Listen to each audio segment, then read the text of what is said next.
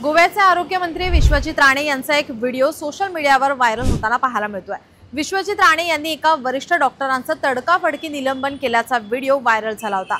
या व्हिडिओची गेल्या काही दिवसांपासून चांगली चर्चा होताना दिसते। यानंतर आता राणे यांनी सोमवारी याबद्दल जाहीर माफीही मागितली आहे। उद्देश चांगला होता पण शब्द चुकीचे होते असं राणे म्हणाले।